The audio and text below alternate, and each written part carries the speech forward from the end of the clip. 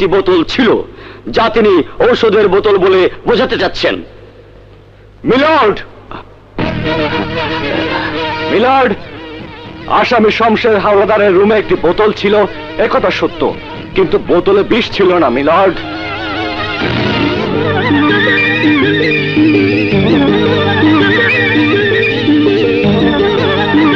আপনি কি এই মামলায় নিযুক্ত আইনজীবী? ইয়েস, আমি আসামি পক্ষে নিযুক্ত আইনজীবী। এতক্ষণ আদালতে আমার হয়ে যিনি যুক্তি দেখিয়েছেন তিনি আমার অধীনস্থ জুনিয়র আইনজীবী। আমাকে ডেইলি অনেকগুলো মামলা করতে হয় বলে প্রথমত জুনিয়ররাই দেখে থাকেন। মাননীয় আদালত, প্রখ্যাত তরুণ আইনজীবী ব্যারিস্টার মামুন স্বীকার করেছেন যে শমশের হাওলাদারের রুমে একটি বোতল ছিল, তবে বোতলে যা ছিল সেটা বিষ নয় বলে তিনি প্রমাণ করতে চাচ্ছেন। ঠিক তাই মাননীয় আদালত। মাননীয় আদালত, ওই বোতলে যা ছিল তা যে বিষ তা রাসায়নিক টেস্টে প্রমাণিত হয়েছে। আদালতে তার রিপোর্ট কপিও জমা দেওয়া হয়েছে। মাননীয় আদালতের কাছে আমার আর কোনো বক্তব্য নেই। ন্যায় বিচার প্রার্থনা করছি। That's all your honour. Milord, এদেশে অহরহ মিথ্যে রিপোর্ট বানিয়ে আদালতে দাখিল করে সত্যকে মিথ্যে বানিয়ে ন্যায় বিচারকে বিঘ্নিত করছে। তাই আমি আদালতের কাছে অনুরোধ করব রাসায়নিক রিপোর্টটিকে আদালত যেন নথিভুক্ত না করে। কোনটা নথিভুক্ত হবে আর কোনটা নথিভুক্ত হবে না, আদালত সে ব্যাপারে কারো কাছে জবাবদিহি করতে বাধ্য নয়। আদালতের কথাবার্তা শুনে আমি সন্দিহান। হয়তোবা I will not get legal justice from this court. তাই মামলাটি অন্য আদালতে বদলির আদেশ দিতে অনুরোধ জানাচ্ছি। ব্যারিস্টার মামুন, আদালত আপনাকে নিশ্চয়তা দিচ্ছে, you will get legal justice from this court. Thanks milord. তাহলে আমি আমার আবেদনটি উইথড্র করে নিচ্ছি। Okay barrister Mamun, you may proceed on. Milord, এই মামলাটির সাথে সম্পৃক্ত বিষের বোতলটি আমি একটু দেখতে চাই।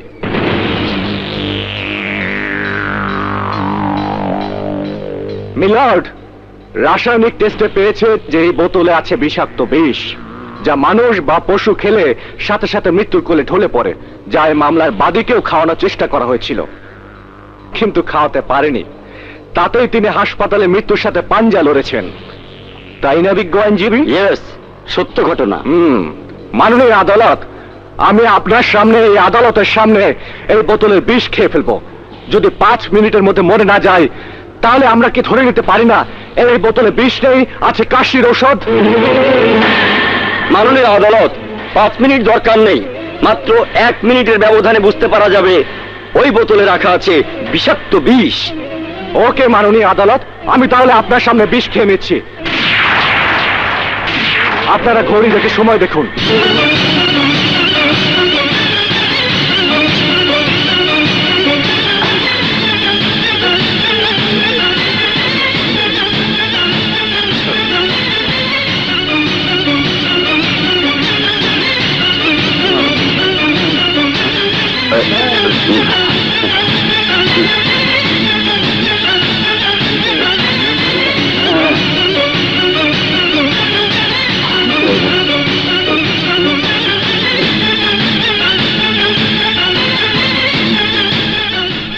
মাননীয় আদালত, 1.5 মিনিট অতিবাহিত হয়ে গেছে।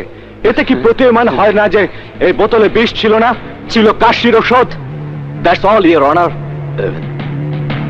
ব্যারিস্টার মামুন আদালতের সামনে প্রত্যক্ষভাবে প্রমাণ করতে সক্ষম হয়েছেন যে আসামি শমশের হাওলাদারের রুমে যে বোতলটি ছিল তাতে বিষ ছিল না, ছিল ঔষধ। তাই আদালত আসামি শমশের হাওলাদারকে বেকসুর খালাস প্রদানের নির্দেশ দিচ্ছে। Thanks milord.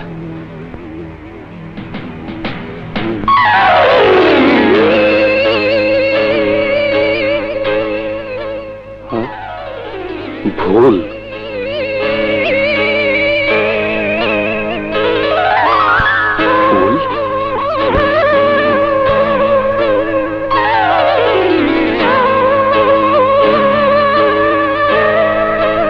কে আপনি?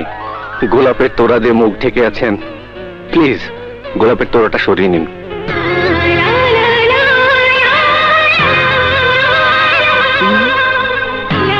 আপনি অসময় গোলাপ ফুলের তোড়া নিয়ে আমার বাড়িতে? বাড়িতে আসতে বাধা আছে কি? বাধা নেই, তবে চিন্তা করছি কথা বলতে গিয়ে আবার তর্ক বিতর্ক শুরু হয়ে যায় কিনা। এটা আদালত নয়, বাড়ি। আদালতের কাজ আদালতে, আর বাড়ির কাজ বাড়িতে। তা অবশ্য ঠিক বলেছেন, তবে বাড়িতে তিনিই আসেন যার সাথে আত্মীয়তা বা হৃদয়ের সম্পর্ক থাকে। তোমার সাথে আমার হৃদয়ের সম্পর্ক আছে। আচ্ছা, আপনি কি বলতে চাচ্ছেন খুলে বলুন তো, আমি কিছুই বুঝতে পারছি না।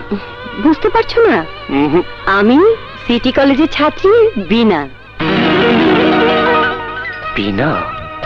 তুমি যখন ফাইনাল ইয়ারে প্রথম দেখা রিকশায় উঠতে গিয়ে, বলতে পারো গতকালকের আদালতের করিডোরের ঘটনার মতো।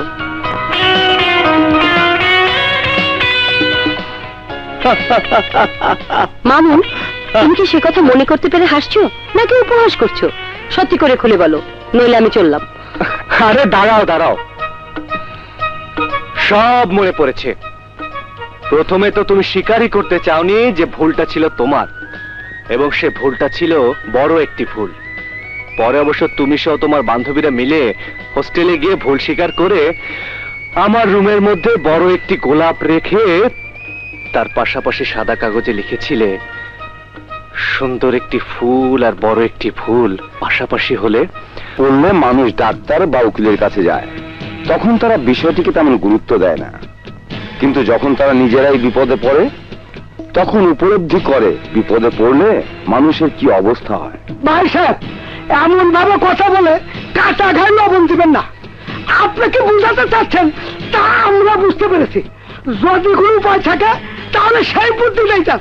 না, আমার কাছে বুদ্ধি দেওয়ার মতো কোনো বুদ্ধি নেই, তবে তোমরা অন্য কোথাও চেষ্টা করে দেখতে পারো। আর আপনার কেউ জানেন না। হ্যাঁ, বুড়ো উকিলের কাছে চলেন। কত মানুষকে বিনা দোষে দোষী বানিয়ে জেল খাটিয়েছে, তখন জেল কি তা অনুভব করেনি। আজ নিজের ছেলে জেলে, তাই হারে হারে টের পাচ্ছে। পাপ বাপকেও ছাড়ে না।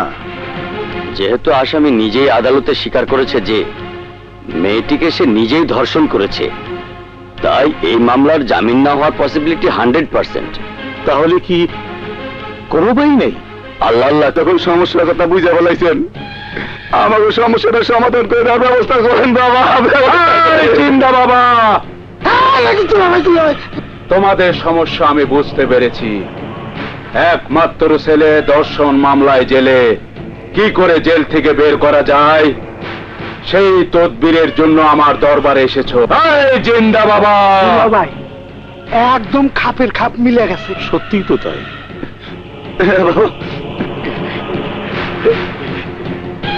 বাবা, আপনি তো সবই জেনে ফেলাইছেন। বাবা গো, আমরা বড় মুসিবতের মধ্যে আছি। করে দিল। এই জিন্দা বাবা।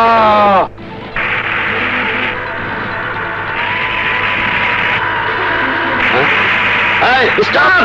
Stop! Stop! Stop! Stop! Stop!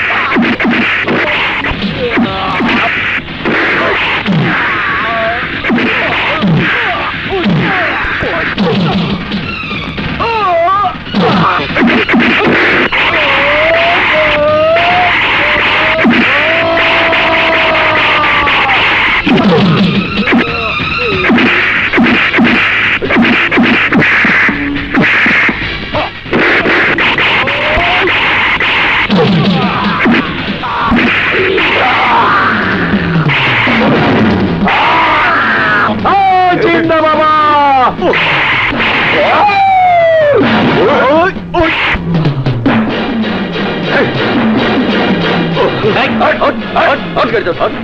সবগুলো ওঠা ওঠা ওঠা জলদি ওঠা।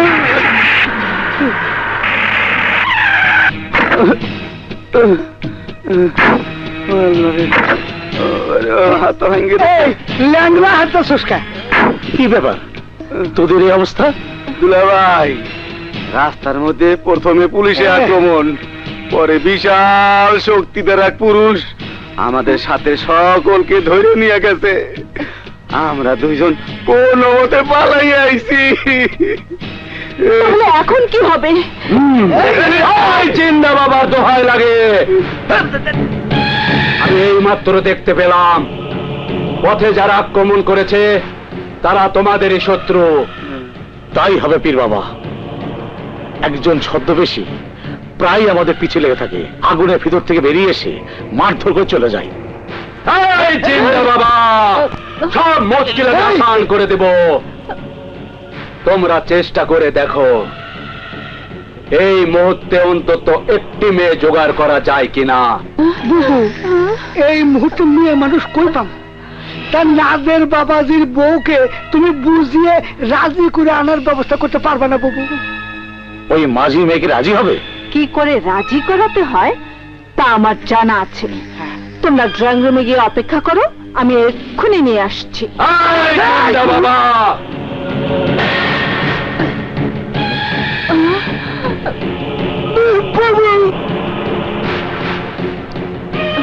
যাও এই কাপড় পরিয়ে নিয়ে এসো। যে